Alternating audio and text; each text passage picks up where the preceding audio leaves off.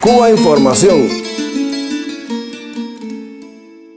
No me digan más mentiroso, no me digan más, no me digan más. El conocido periodista y showman argentino Jorge Lanata invitó a su programa de radio a Yusnavi Pérez, un supuesto bloguero independiente cubano que reconocía abiertamente quién paga sus crónicas contra el gobierno de su país. ¿Trabajás? Trabajo para un medio en Miami que se llama Cubanet. Ajá. Escribo para ahí como periodista. ¿Y vivís con ese dinero? Sí, sí. Curiosamente, ni el presentador ni los otros tres entrevistadores del programa preguntaron al invitado qué es Cubanet, un dato que habría sido importante para la audiencia. Porque Cubanet es un proyecto creado por el gobierno de Estados Unidos y financiado desde 1994 con asignaciones anuales de las agencias norteamericanas USAID y NED. Yusnavi Pérez, por lo tanto, no es un bloguero independiente, sino un asalariado altamente dependiente de la Casa Blanca. No en vano su nombre, Yusnavi, es un homenaje de su familia a la Marina de Estados Unidos. A ver, ¿lo de Yusnavi es por US Navy? Exactamente. Bueno, claro, por Marina Americana, US Navy. A él le pusieron Yusnavi. Durante el programa, algunas de las acusaciones que lanzó Yusnavi Pérez contra el gobierno cubano fueron casi infantiles. Y hay una resolución del Ministerio de Trabajo que dice que está prohibido entrar a redes sociales como Facebook, Twitter, etcétera, y solo por eso no pueden acceder, porque si no los expulsan del trabajo. ¿Por qué ninguno de los cuatro entrevistadores aclaró al invitado que en los centros de trabajo de Argentina tampoco se permite perder el tiempo mirando Facebook?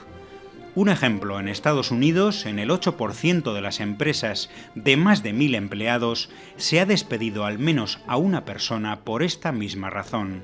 El joven dijo además mentiras clamorosas. Muy poca gente sabe lo que es una página web o un correo electrónico. Claro. Afirmó, por ejemplo, que en Cuba no llega Internet a las viviendas por decisión del gobierno y no por falta de recursos. Existe un cable de fibra óptica que viene desde Venezuela, que costó millones de dólares. Ya Cuba tiene la infraestructura necesaria para tener Internet en la casa y a alta velocidad. Es decir, el gobierno cubano habría gastado 70 millones de dólares en el citado cable para no hacerlo operativo. Absurdo. Recordemos que en 2013, con su puesta en funcionamiento, la conexión a Internet mejoró parcialmente, lo que permitió abrir unas 120 salas de navegación, algo que contradice esa supuesta política de restricción de Internet. Pero aún es necesaria en Cuba una importante inversión en infraestructura interna para aumentar velocidad y puntos de conexión. La compañía telefónica ETEXA confirmaba recientemente que el objetivo final es llevar Internet a las viviendas. El propio Yusnavi Pérez se contradecía sin quererlo y reconocía que el gobierno cubano sí apuesta por desarrollar Internet y las redes sociales. No me puedo desarrollar en Cuba porque obviamente, naturalmente, lo que yo estudié tiene que ver con las redes sociales, algo que en Cuba no existe. Entonces digo, ¿cómo es una carrera pensada para formar gente que utilice plataformas que no se pueden utilizar en Cuba? Pues ellos siempre están pensando en que en algún futuro se podrá. Es decir, reconocía que la voluntad del gobierno cubano no es restringir Internet y las redes sociales, sino desarrollarlas a medida que las condiciones económicas lo permitan. Uno de los momentos estelares del programa llegó cuando el invitado trató de echar por tierra los logros de la educación cubana.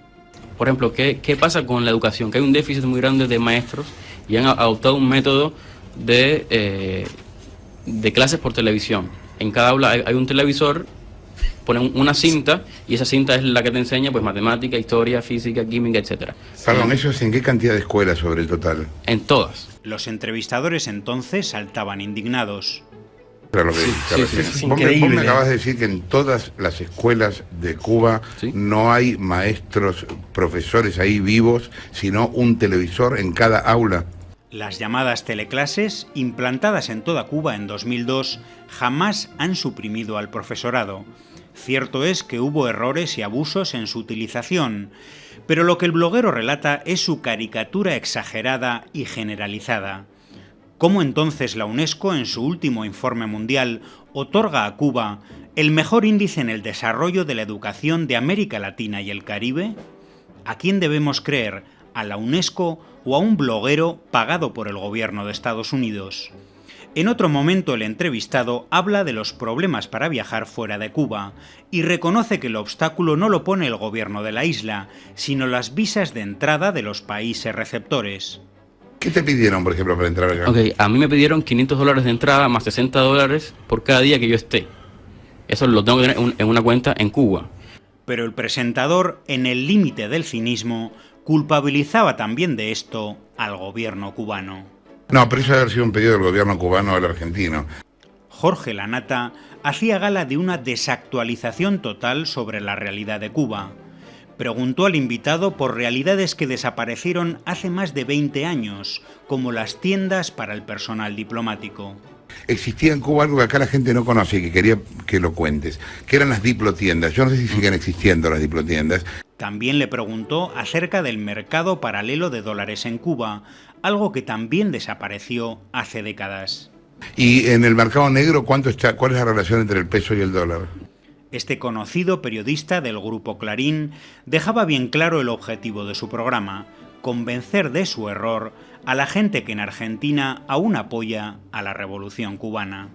En Argentina hay mucho esnovismo ideológico, ¿no? Hay mucha gente que defiende el régimen cubano pero que nunca viviría ahí. Y me preguntaba, ¿qué podría decir hoy un chico de la Cámpora o de una juventud de la izquierda partidaria que hoy defiende Cuba frente a argumentos como este, ¿no? Para ello, qué mejor que apoyarse en mensajes de la audiencia cuidadosamente seleccionados. Hay un montón de mensajes, ¿no? En Twitter, exactamente. Erika, que dice por acá: me cuesta creer que haya gente que defienda esta manera de hacer vivir a la gente, es un espanto. El fraude de este personaje, Yusnavi Pérez, lo podemos comprobar en otra entrevista que daba al diario español El Mundo, donde aseguraba que prefería mantener su rostro oculto porque mostrarlo sería muy peligroso.